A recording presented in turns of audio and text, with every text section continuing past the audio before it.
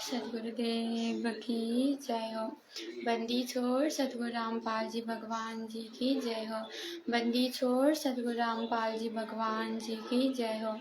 बंदी छोड़ सदगुरु रामपाल जी भगवान जी की जय हो। सभी भाई बहनों को दास जी का प्यार भरा सत्साहिब। भाई बहनों, परमात्मा की दया से आज बहुत दिनों के बाद परमात्मा ने फिर मौका दिया है मुक्ति बोध पुस्तक के ऊपर वीडियो बनाने के लिए। और इससे पहले परमात्मा ने मालिक की दया से मुक्ति बोध पुस्तक के ऊपर 7 पार्ट बन चुके हैं। और आप उनको देखना चाहो तो फेसबुक में भी देख सकते हो और यूट्यूब पर भी देख सकते हो। और यूट्यूब का भी दास लिंक ऊपर डिस्क्रिप्शन में डाल देगी, आप वहाँ भी जाके देख सकते हो। और परमात्मा की दया से आज 8वां वीडियो बनने जा रहा है मुक्ति बोध पुस्तक के ऊपर। तो मुक्ति बोध पुस्तक पढ़ने से पहले परमात्मा से प्रार्थना करते हैं, मंगलाचरण करते हैं, फिर वीडियो को शुरुआत करते हैं। सदगुरुदेव की जय हो। हे बंदी छोड़ पूर्ण ब्रह्म परमेश्वर, सारे सृष्टि के रचनहार, कुल के मालिक, जगत पिता जगदीश्वर, तीनों लोकों में प्रवेश करके सर्व प्राणियों के धारण पोषण करने वाले अमर परमात्मा, राजाधिराज, देवों के देव, महादेव, नाथों के नाथ, अजरो अमर, आदि अनादि सनातनी प्रभु, अकाल मूर्त सब स्वरूपी राम, परम संत, परम हंस, परम दयालु, पूर्ण मोक्षदायक परमात्मा, जगत के तारणहार, जगत के जगन्नाथ, जगत के मुक्तिदाता, जगत के आश्रयदाता, हारों के सहारा, हिंदुओं के राम, मुसलमानों के अल्लाह, सिखों के वाहेगुरु, ईसाइयों के मसीह, जगत गुरु तत्वदर्शी संत शिरोमणि सदगुरु रामपाल जी भगवान जी, आप जी के पवित्र श्री चरण कमलों में इस नीच दुख दासी का अनंत करोड़ धन्यवाद प्रणाम है परमात्मा, अनंत करोड़ धन्यवाद प्रणाम है गुरुदेव, अनंत करोड़ धन्यवाद प्रणाम है परमात्मा। हे परमेश्वर, आप जी की पवित्र पुस्तक पढ़ते समय इस तुक्ष बुद्धि जीव से, मन, कर्म और वचन से किसी प्रकार कोई त्रुटि बन जाए तो इस नीच को 1-2 कौड़ी की जीव जान के क्षमा करने की कृपा कर दीजिएगा गुरुदेव। जय हो बंदी छोड़ की। सदगुरुदेव की जय हो। बंदी छोड़ सदगुरु रामपाल जी भगवान की जय हो। अथ मंगलाचरण। गरीब नमो नमो सतपुर सको, नमस्कार गुरु के नाही, सुर नर मुनि जन साधवा, संतो सर्वस दीनाहि, सतगुरु साहिब संत सवे, दंडोतम प्रणाम, आगे पीछे मत होवे, तिनको जा कुर्बान, नराकार निर्विषम, काल जाल भय भंजनम, निर्लेपम निज नीरगुणम, अकल अनुबेसोन्नधुनम, सोहम सुरति समापतम, सकल समानानि रतले, उज्ज्वल हिरंबर हरदमं, बेपरवा अथाहे, वार पार मध्यतम गरीब, जो सुमरे सिद्ध होई, गणनायक गलताना, करो वनुग्रह सोई, पार सबद परबाना, आदि गणे समनाऊं, गणनायक देवन देवा, चरण कमल लाऊं, आदि अंत कर सेवा, ब्रह्म शक्ति संगीतम, रिधि सिद्धि दाता सोई, अवगत गुणातीतम, सतपुरुष निर्मोही, जगदम्बा जगदीशं, मंगल रूप मुरारी, तन मन अरपोशीशं, भक्ति मुक्ति भंडारी, सुर नर मुनि जन ध्यावे, ब्रह्मा विष्णु महेशा, सहस सहस मुख गावे, पूजय आदि गणेशा, इनर कुबेर सरीखा, वरुण धर्म राय ध्यावे, सुमरत जीवन जी का, मन इच्छा फल पावे, 33 कोटि धारा, ध्यावे सहस 88, उतरे भव जल पारा, कटहे यम की पासी, 33 कोटि धारा, ध्यावे सहस 88, उतरे भव जल पारा, कटहे यम की फांसी। सदगुरुदेव की जय। बंदी छोड़ सतगुरु रामपाल जी भगवान की जय। बंदी छोड़ सतगुरु रामपाल जी भगवान की जय। बंदी छोड़ सतगुरु रामपाल जी भगवान की जय हो। जय हो बंदी छोड़ की। तो भाई बहनों, परमात्मा की दया से मुक्ति बोध पुस्तक पढ़ना प्रारंभ करते हैं। और मुक्ति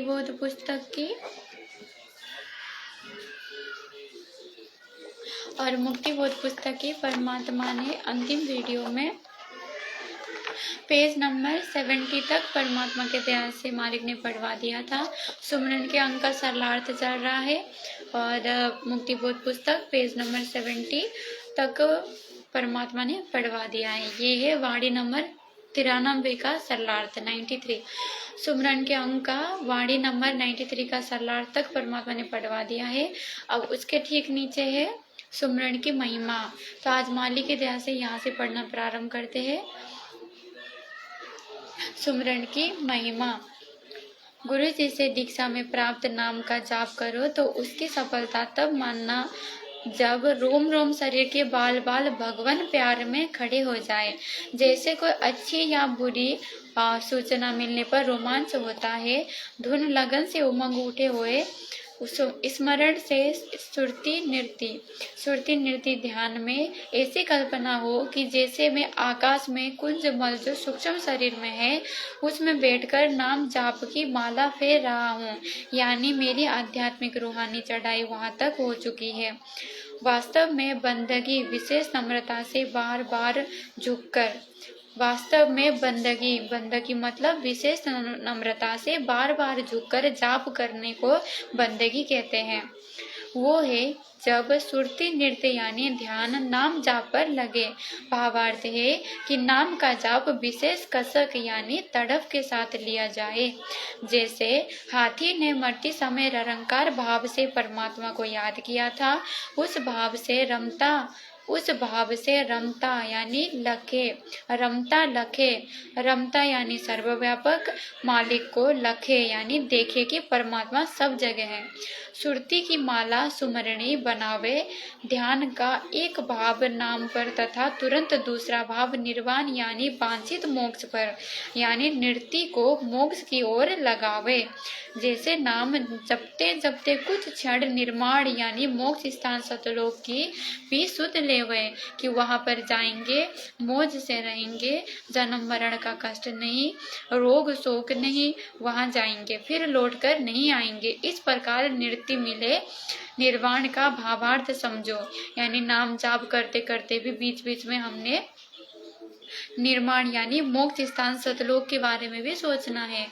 परमात्मा बता रहे हैं कि हमने बीच बीच में मोक्ष के बारे में भी सोचना है कि भाई सतलोक जाएंगे, वहाँ पे ऐसी मतलब सुविधा है, वहाँ पे ऐसी व्यवस्था है, वहाँ पे ऐसे सुख मिलते हैं। इस बात की भी बीच बीच में स्मरण करते रहना है। सहस्त्र कमल भी अष्ट कमल यानी 8वां कमल है। यहाँ तक सर्प कमलों में काल का राज्य है। शरीर के अंदर तथा बाहर भी उसकी धुन साजबाज बजता है यानी काल का डंका बजता है। जो शरीर में धुन आवाज शब्द सुनाई देती है ये सब काल की धुन यानी शब्द आवाजें हैं। सुन का भावार्थ है कि प्रत्येक कमल के आसपास सुन यानी खाली स्थान है जो प्रत्येक की सीमा का प्रतीक है, परंतु ये काल का जाल है। इस काल लोक में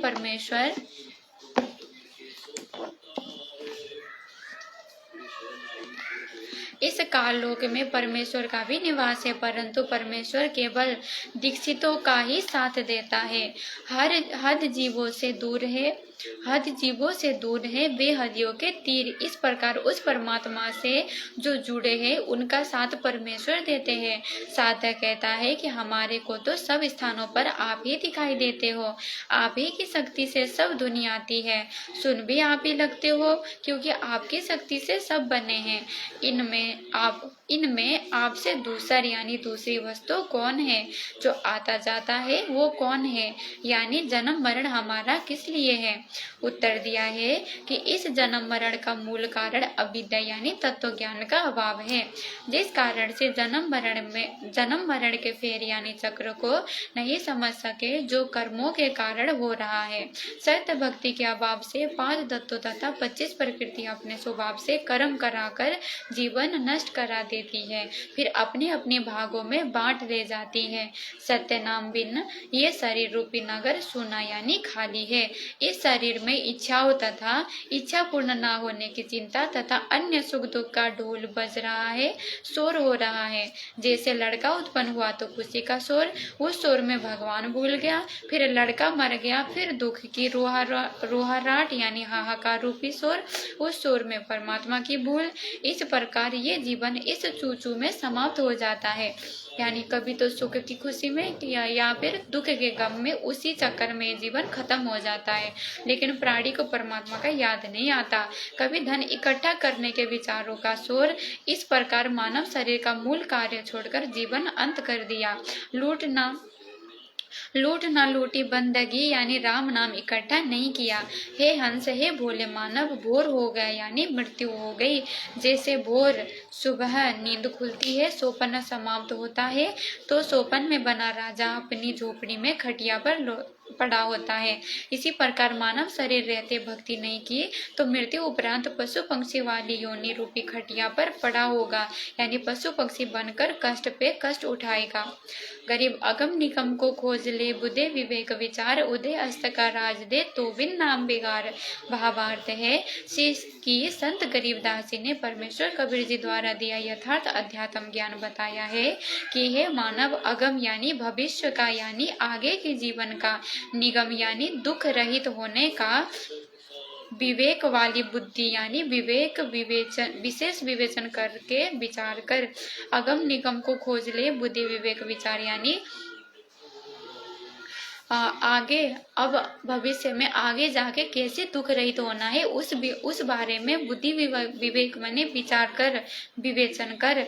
यदि मानव के पास सत्य नाम गुरु से प्राप्त नहीं है, और उदय यानी जहाँ से पृथ्वी पर सवेरा होता है, अस्त यानी जहाँ सूरज छिपा है शाम होती है, वहाँ पर राज्य यानी पूरी पृथ्वी का राजा भी भेद दे दिया।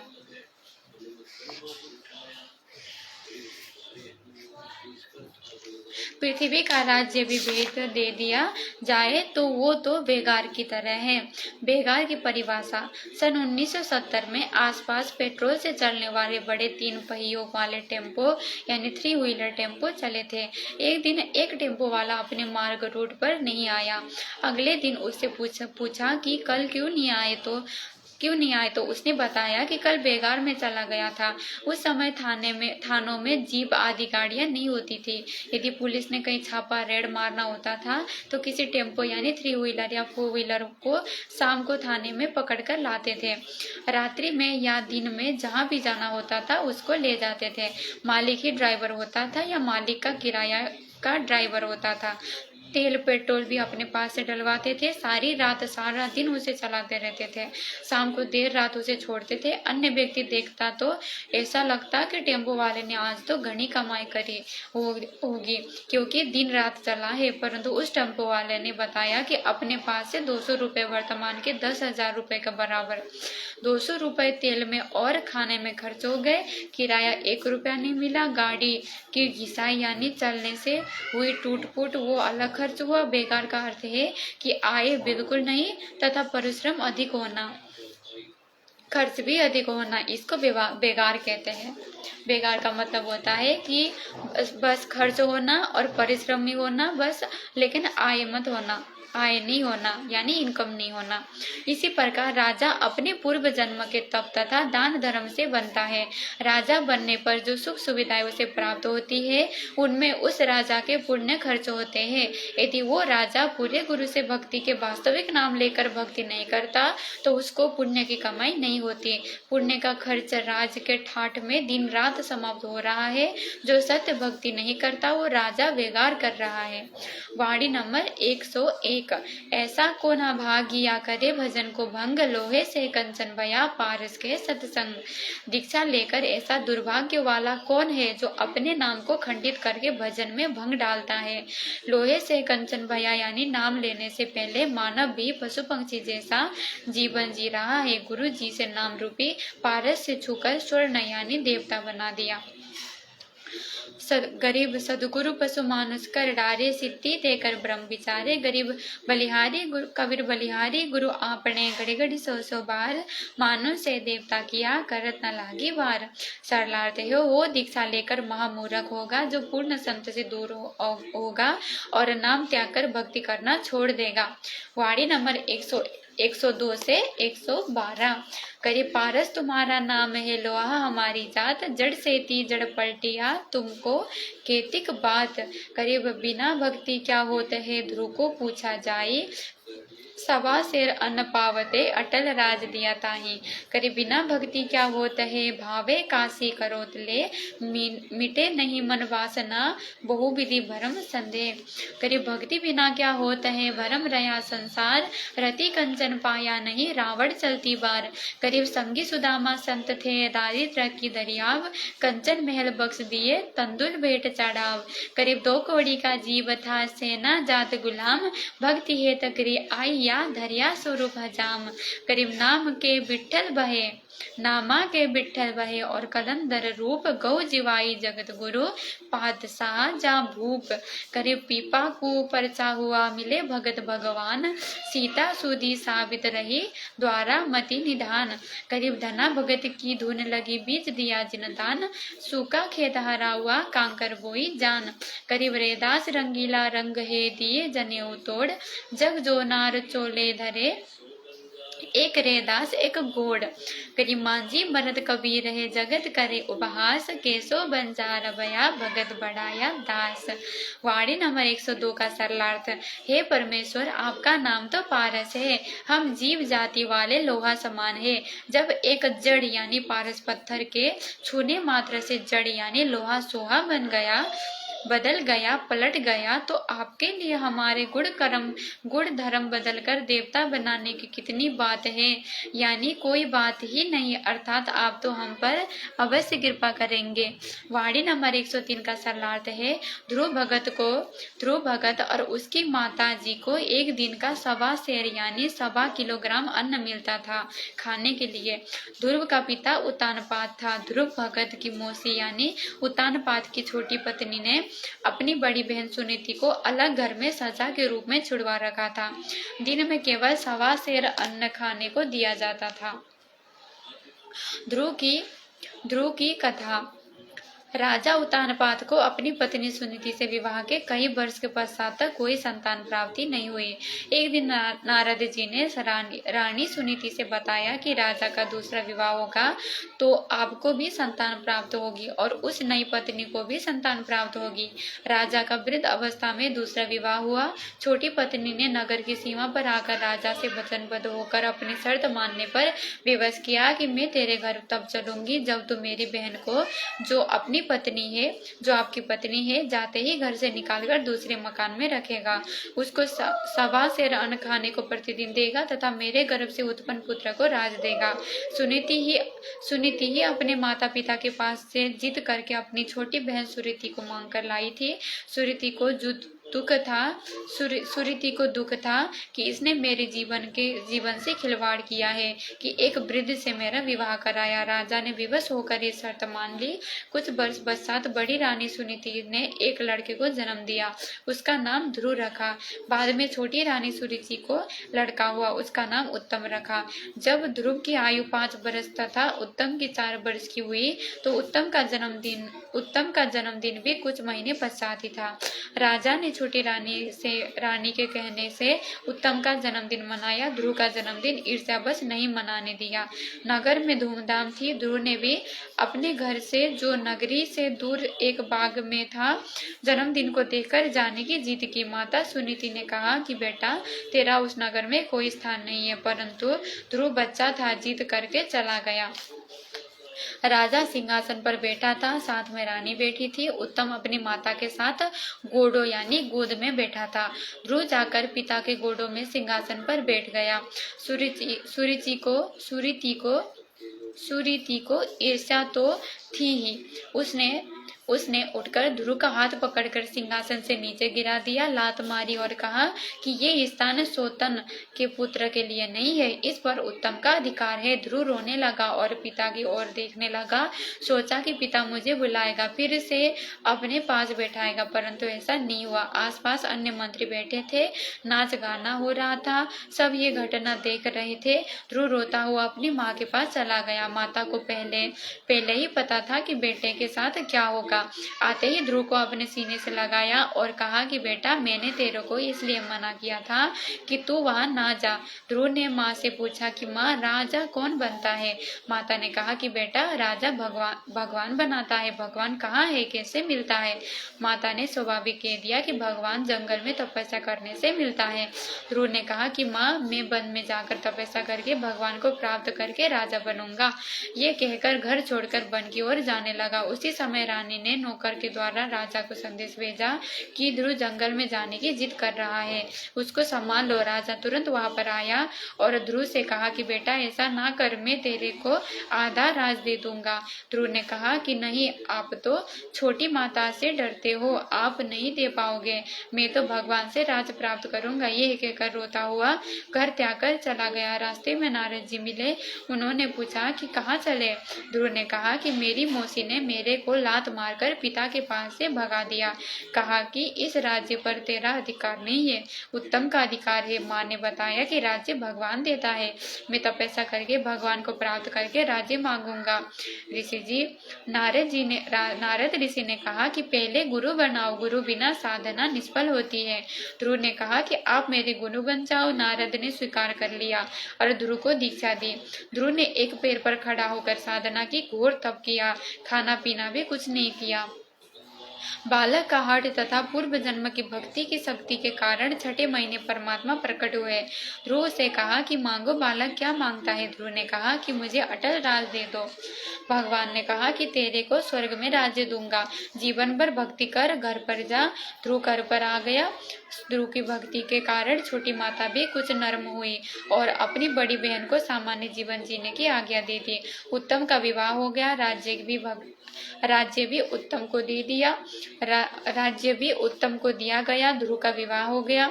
एक बार गंधर्वों के साथ उत्तम का युद्ध हुआ। युद्ध में उत्तम की मृत्यु हो गई। ध्रुव को पता चला तो गंधर्वों के साथ युद्ध करके विजय प्राप्त की।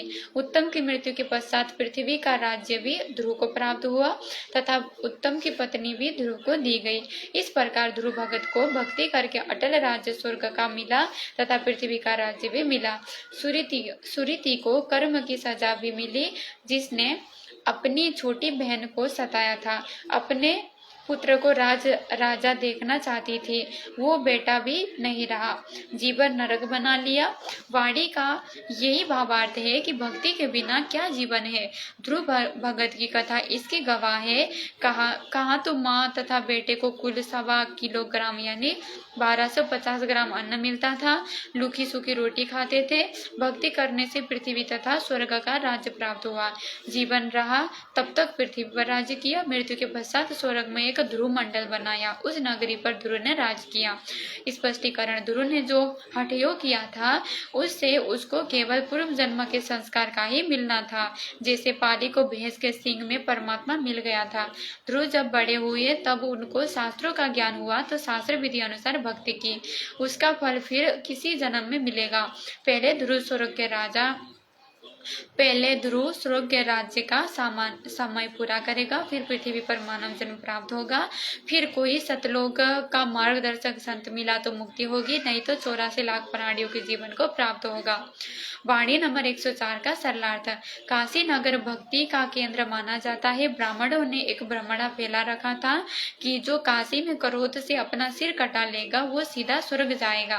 काशी में क्रोध की स्थापना की कथा: शास्त्र विधि त्याग कर मनमाना आचरण करने यानी शास्त्रों में लिखी भक्ति विधि अनुसार साधना न करने से गीता अध्याय 16 श्लोक नंबर 23 में लिखा है कि उस साधक को ना तो सुख की प्राप्ति होती है भक्ति की शक्ति यानी सिद्धि प्राप्त होती है, ना उसकी गति यानी मुक्ति होती है, यानी अर्थात व्यर्थ प्रयत्न है। हिंदू धर्म के धर्मगुरु जो साधना साधक समाज को बताते हैं, साधक समाज को बताते हैं, वो शास्त्र प्रमाणित नहीं है, जिस कारण से साधकों को परमात्मा की ओर से कोई लाभ नहीं मिला। जो भक्ति से अपेक्षित किया है, जो भक्ति से अपेक्षित किया। फिर धर्मगुरुओं ने एक योजना बनाई कि भगवान शिव का आदेश हुआ है कि जो काशी नगर में प्राण त्यागेगा उसके लिए स्वर्ग का द्वार खुल जाएगा, वो बिना रोक टोक के स्वर्ग चला जाएगा। जो मगहर नगर यानी गोरखपुर के पास जो उत्तर प्रदेश में वर्तमान में जिला संत कबीर नगर उत्तर प्रदेश में है, उसमें मरेगा वो नरक जाएगा या गधे का शरीर प्राप्त करेगा। गुरुजनों की प्रत्येक आज्ञा का पालन करना अनुयायियों का परम धर्म माना गया है। इसलिए हिंदू लोग अपने अपने माता पिता को आयु के अंतिम समय में काशी शहर में किराए पर मकान पर लेकर छोड़ने लगे।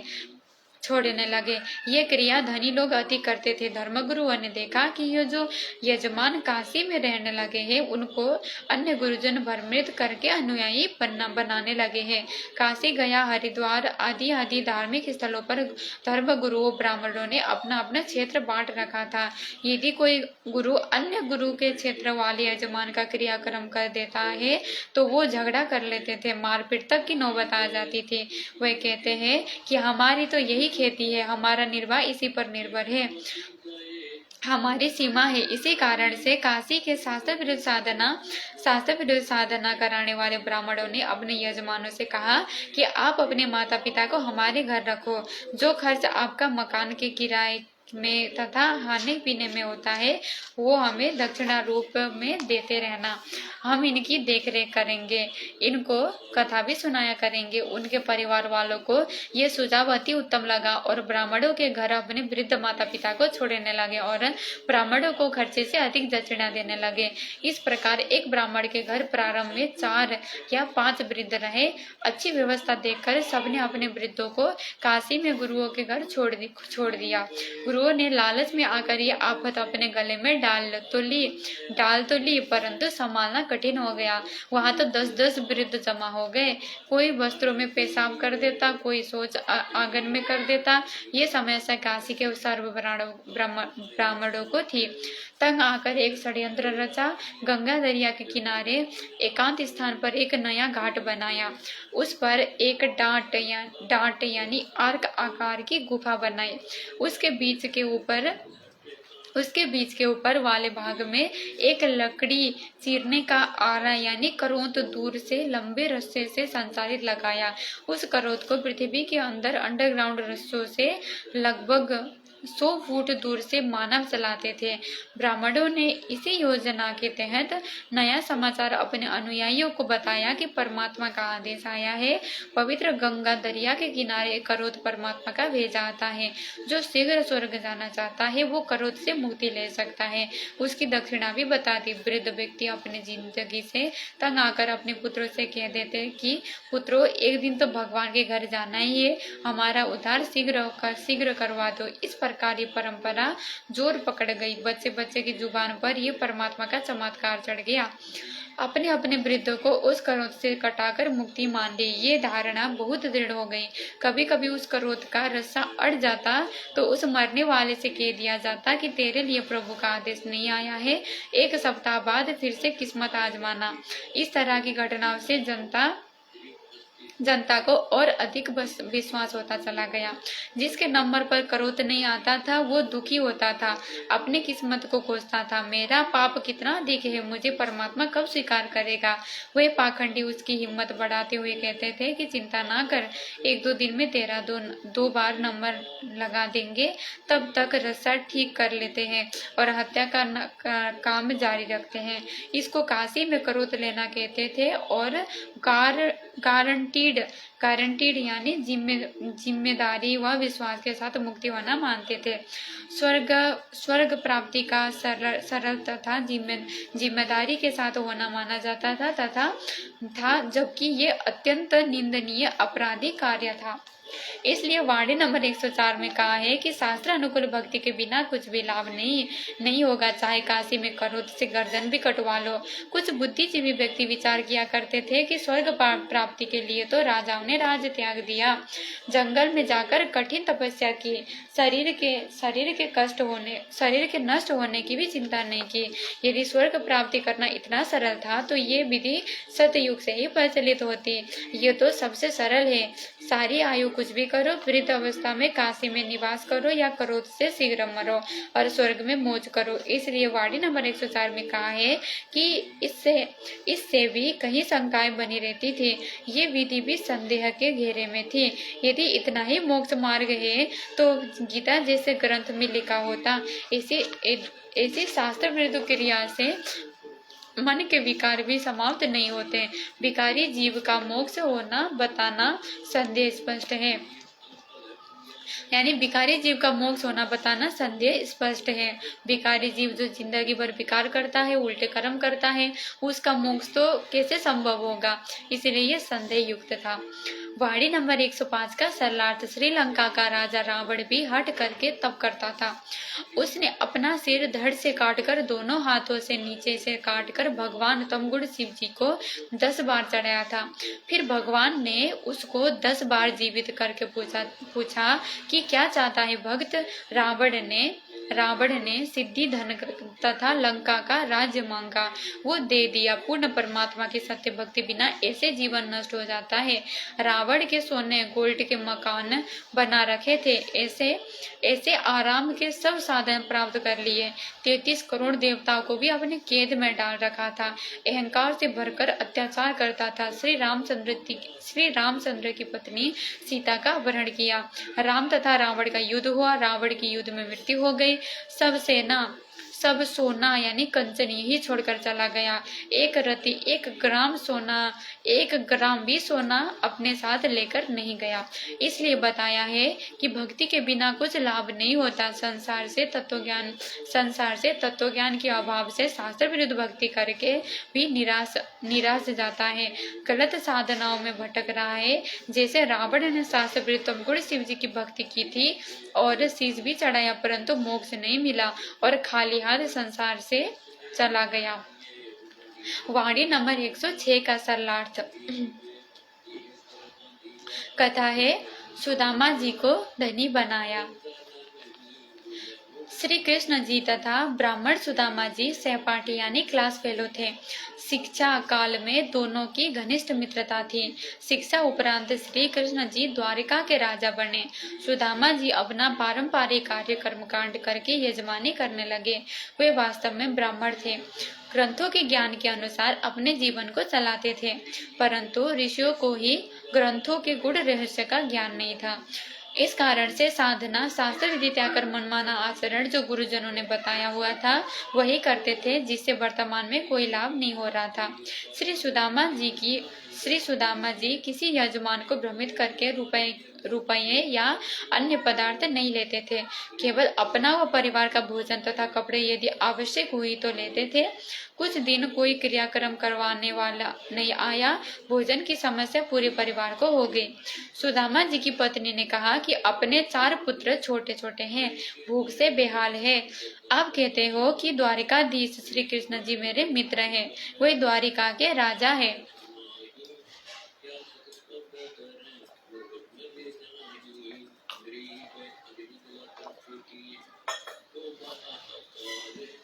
वे द्वारिका के राजा है। आप कुछ धन मांग लाओ, वे आपको मना नहीं करेंगे, क्योंकि आप कहते हो कि शिक्षा काल में वे आपके परम मित्र थे। वे आपके साथ घर आते थे और इकट्ठा खाना खाते थे।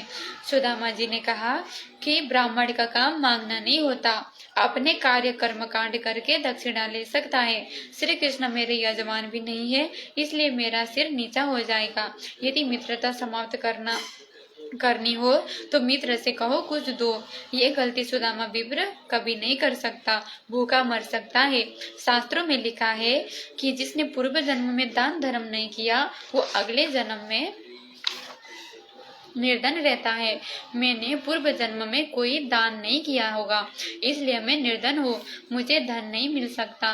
पत्नी ने चारों पुत्रों को उसके सामने खड़ा कर दिया, जो एक रोटी को एक दूसरे से छीनने की कोशिश कर रहे थे, जो मिस्रानी ने छुपा रखी थी, जो रात को बासी बची थी। वो ये सोचा था कि एक का भी पेट नहीं भरेगा, कौन से बच्चे को दूं, इसलिए उसको छुपा रखा था। वो एक लड़के के हाथ लग गई थी, उससे अन्य छीना झपटी कर रहे थे। मिस्रानी ने कहा कि आप इन बच्चों के लिए मांग लाओ।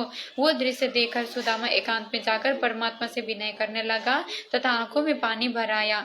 हे प्रभु, ये क्या दिन देख रहा हूँ। मुझे पूर्व जन्म में कोई मार्गदर्शक ठीक नहीं मिला, जिस कारण से मैंने दान नहीं किया। हे प्रभु, मुझसे ये भूखे बच्चे देखे नहीं जाते। या तो मुझे मार दो या फिर इन चारों को अपने पास बुला दो।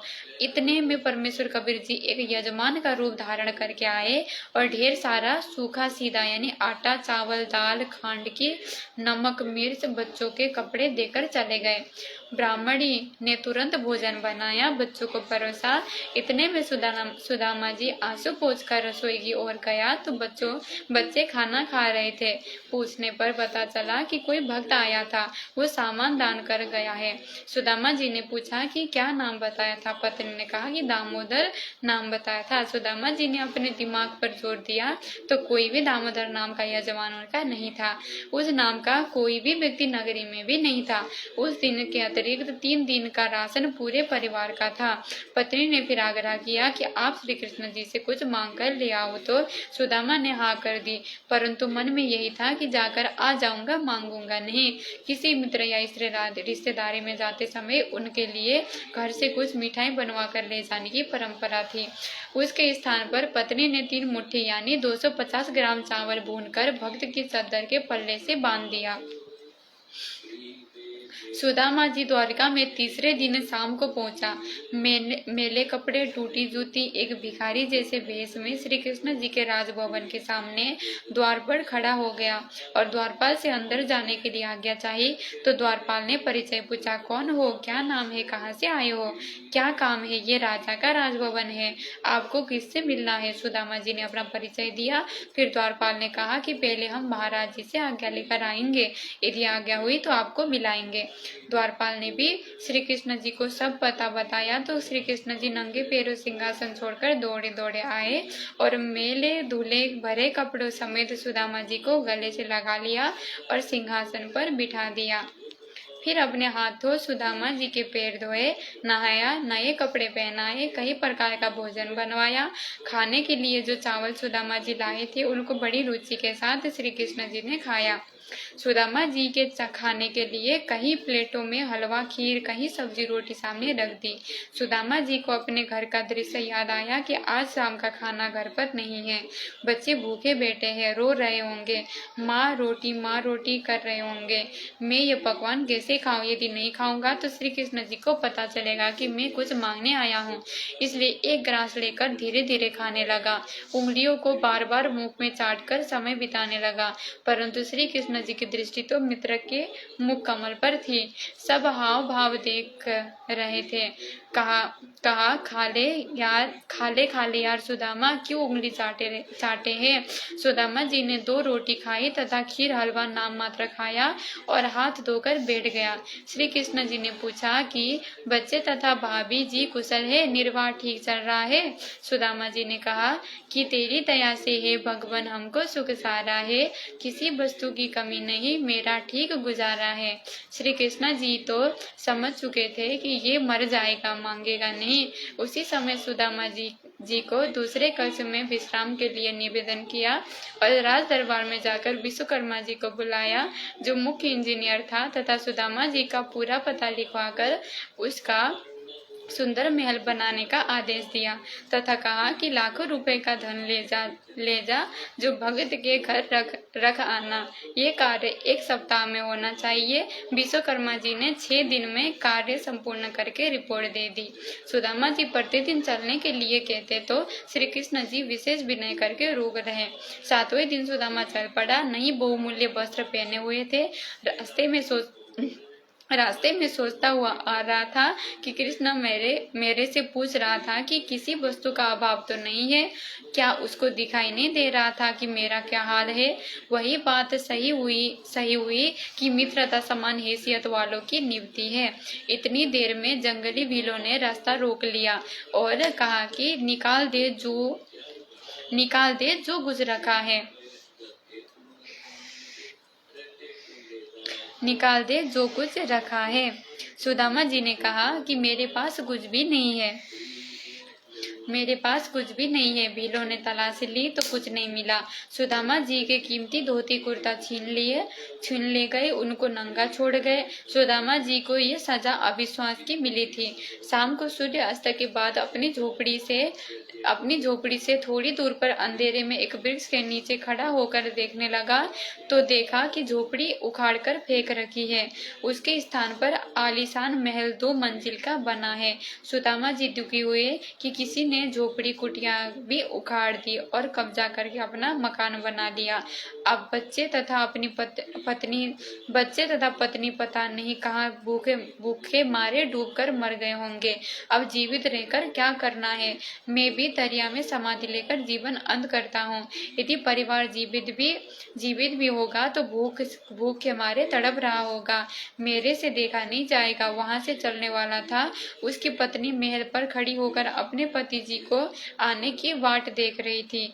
वो विचार कर रही थी कि विप्र जी अपनी झोपड़ी को न पाकर कुछ बुरी न सोच ले, इसलिए द्वारका के रास्ते पर टकटकी लगाए खड़ी थी। उसने उसी समय एक व्यक्ति अंधेरे में खड़ा महसूस हुआ। मिश्रानी शीघ्रता से दीपक लेकर उस ओर चली। सुदामा जी वृक्ष की ओट में होकर देखने लगा कि ये स्त्री कौन है, दीपक लेकर कहाँ जाएगी।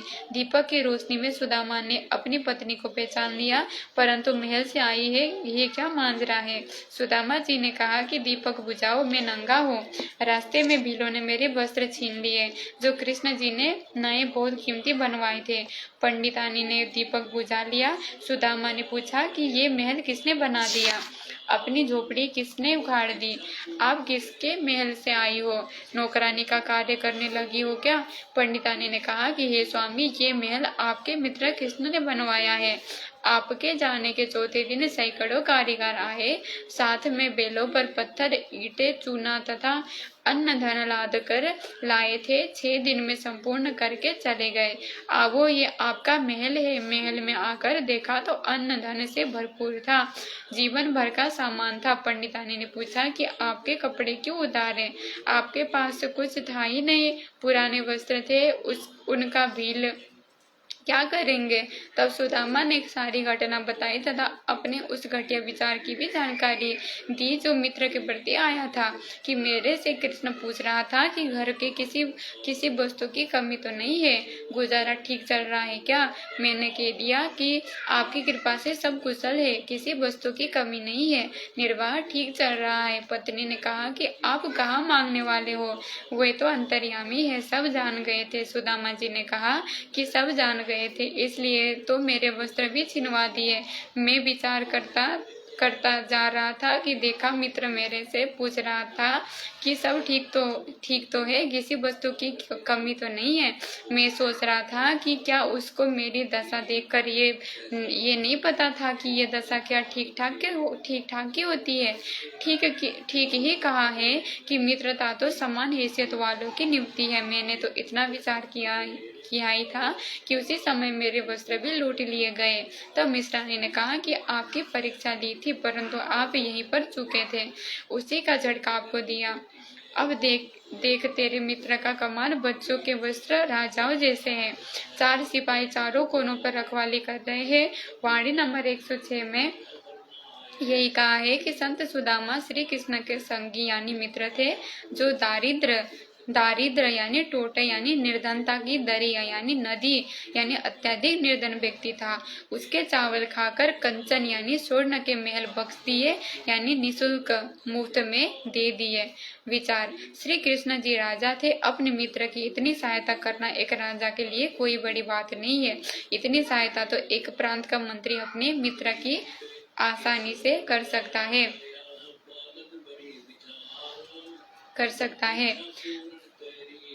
वैसे तो वास्तव में परमेश्वर जी ने अभी हिसार जेल से जो ऑडियो आई थी उसमें परमात्मा ने कहा है कि श्री कृष्ण जी सुदामा जी जब राजमहल में गए थे, श्री कृष्ण जी के राजमहल में, तो परमात्मा ने अपनी प्रेरणा से, मालिक ने प्रेरणा देकर श्री कृष्ण जी को कहीं बाहर सैर सपाटे करने के लिए भेज दिया था। सुदामा जी के महल में पहुंचने से भी पहले उनको भेज दिया था और श्री कृष्ण जी का रूप बनाकर वो सदगुरु रामपाल जी भगवान जी हमारे गुरुदेव स्वयं ही जाकर वहाँ कृष्ण जी का रूप बनाकर विराजमान हुए थे।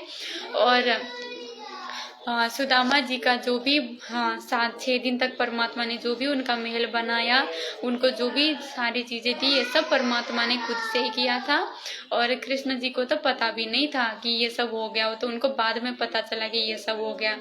और सिर्फ सुदामा जी की कहानी में ही नहीं, बल्कि हर एक कहानी में करने वाला तो स्वयं परमात्मा होते हैं, हमारे गुरुदेव भगवान होते हैं, कबीर साहिब होते हैं। ये परमात्मा सिर्फ अपने बच्चों को बढ़ाई देता है और परमात्मा ने यहाँ पे कृष्ण जी को बढ़ाई दे दी कि भाई कृष्ण जी ने इतना कर दिया, लेकिन वास्तव में किया तो स्वयं परमात्मा ने था, गुरुदेव भगवान सदगुरु रामपाल जी भगवान ने किया था।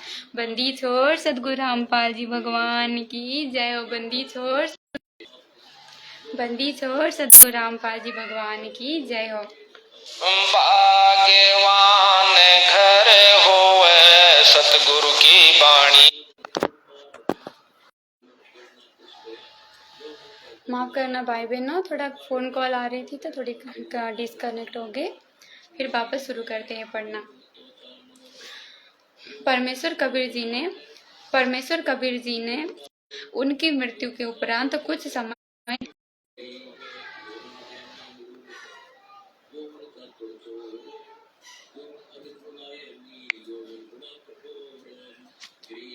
परमेश्वर कबीर जी ने एक अति निर्धन मुसलमान लुहार तैमूरलंग की एक रोटी खाकर 7 पीढ़ी का राज्य बख्श दिया था। उसी जीवन में तैमूरलंग राजा बना, जिसका राज्य विशाल था। दिल्ली की राजधानी पर उसने अपना प्रतिनिधि छोड़ा था। उनकी मृत्यु के उपरांत कुछ समय दिल्ली की गद्दी पर अन्य को कब्जा कर लिया था। फिर तैमूरलंग के पोते बाबर ने दिल्ली पर कब्जा कर लिया। पहले तैमूरलंग का प्रतिनिधि दिल्ली पर बैठा रखा था। भाग्यवान घर होवे सतगुरु।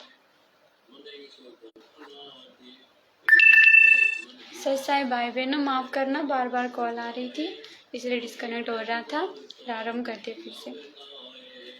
परमेश्वर कबीर जी ने एक अति निर्धन मुसलमान लुहार तैमूरलंग की एक रोटी खाकर 7 पीढ़ी का राज्य बख्श दिया था। उसी जीवन में तैमूरलंग राजा बना, जिसका राज्य विशाल था। दिल्ली की राजधानी पर उसने अपना प्रतिनिधि छोड़ा था। उनकी मृत्यु के उपरांत कुछ समय दिल्ली की गद्दी पर अन्य ने कब्जा कर लिया था। फिर तैमूरलंग के पोते बाबर ने दिल्ली पर कब्जा कर लिया। पहले तैमूरलंग का प्रतिनिधि दिल्ली पर बैठा रखा था। उसकी तीसरी पीढ़ी ने अपने आप को स्वतंत्र घोषित कर दिया। तब बाबर ने लड़ाई करके दिल्ली का राज्य प्राप्त किया। बाबर से औरंगजेब तक 6 पीढ़ी तथा प्रथम तैमूरलंग, इस प्रकार कुल 7 पीढ़ी का राज्य परमेश्वर कबीर जी ने तैमूरलंग को दिया। प्रथम तैमूरलंग ने राज किया, फिर पोता बाबर ने किया, फिर हुमायूं ने किया, फिर हुमायूं पुत्र बाबर ने किया, फिर अकबर पुत्र हुमायूं ने किया, फिर जहांगीर पुत्र अकबर ने किया, फिर शाहजहां पुत्र जहांगीर ने किया, फिर औरंगजेब पुत्र शाहजहां ने किया। यानी अगर सुदामा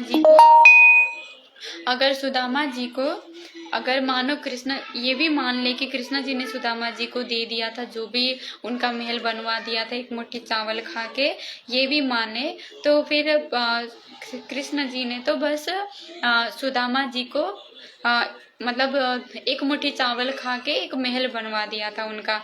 लेकिन परमात्मा कबीर साहिब सतगुरु रामपाल जी भगवान ने तैमूरलंग जी की एक रोटी खाकर उनको 7 पीढ़ी का राज दिया था, क्योंकि गुरुजी सतगुरु रामपाल जी भगवान जी ये कबीर साहिब समर्थ है, ये परमात्मा समर्थ है।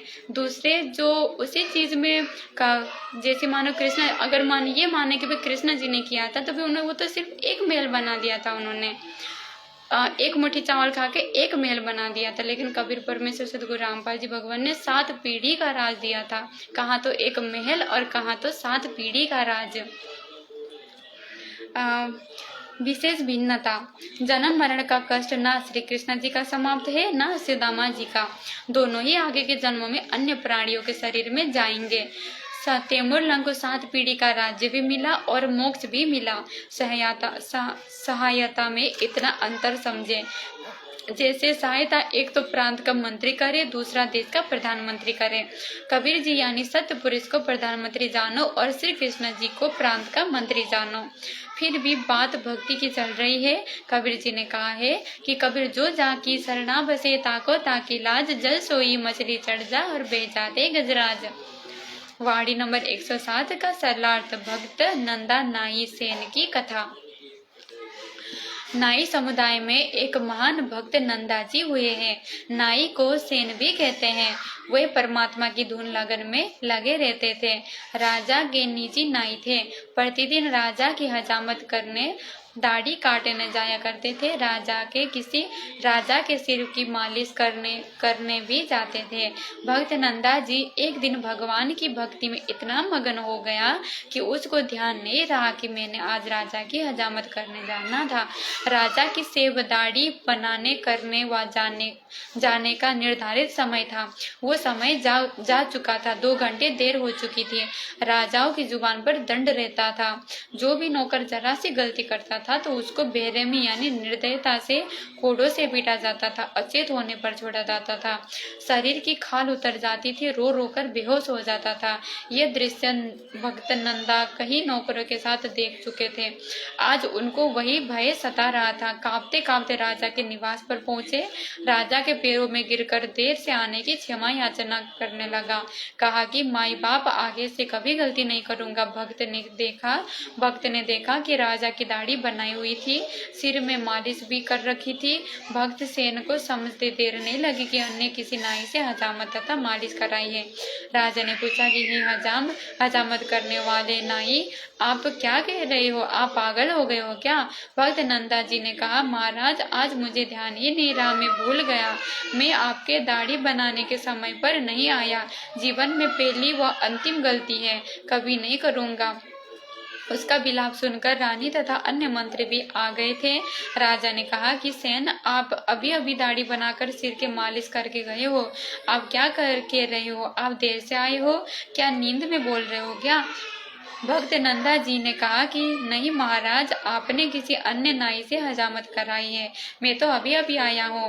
राजा ने सेन भक्त के घर पर मंत्री भेजकर पता कराया तो उनकी पत्नी भी रो रही थी कि आज पति देर से गए हैं, उनको दंड दिया जा रहा होगा।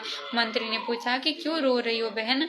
भक्तमती ने बताया कि मेरे से गलती हो गई।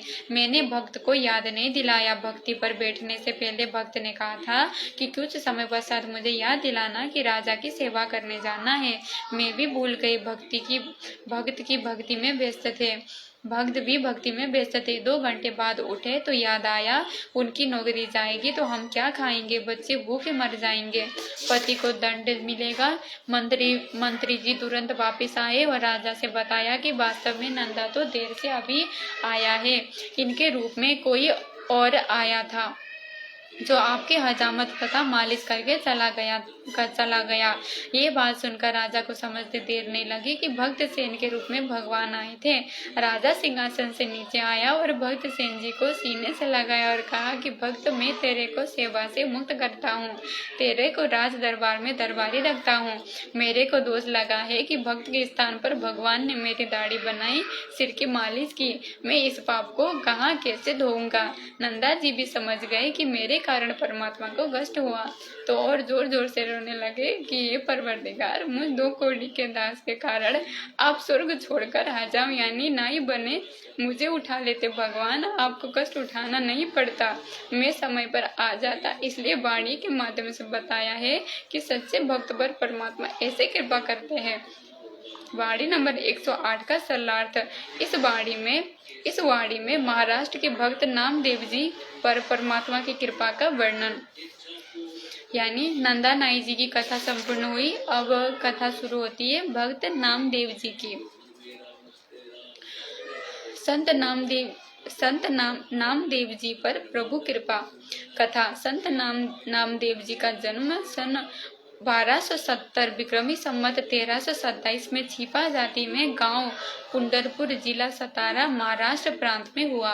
स्थानीय गुरुओं के विरोध के कारण नामदेव जी महाराष्ट्र त्याग कर हरिद्वार चले गए। उस समय दिल्ली का सम्राट मोहम्मद बिन तुगलक था। सन 1325 में किसी ने राजा से कहा कि एक हिंदू संत नामदेव हिंदू धर्म का प्रचार कर रहा है, उसके विषय में सुना है कि वो पत्थर की मूर्ति में प्राण स्थापित करके दूध पिला देता है, आदि आदि। राजा ने परीक्षा करने के लिए संत नामदेव जी को दिल्ली बुलाया।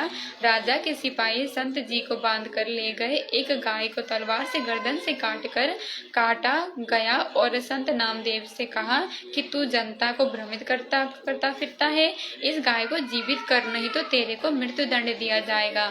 संत नामदेव जी ने परमेश्वर से रक्षार्थ हृदय से पुकार की। उसी समय गाय जीवित हो गई। नामदेव को गुरु जी के साक्षात दर्शन हुए। गाय जीवित करके अंतर्ध्यान हो गए। मोहम्मद बिन तुगलक ने संत जी से क्षमा याचना की और छोड़ दिया। इस घटना से पहले गांव पुंडरपुर में कुछ चमत्कार हुए।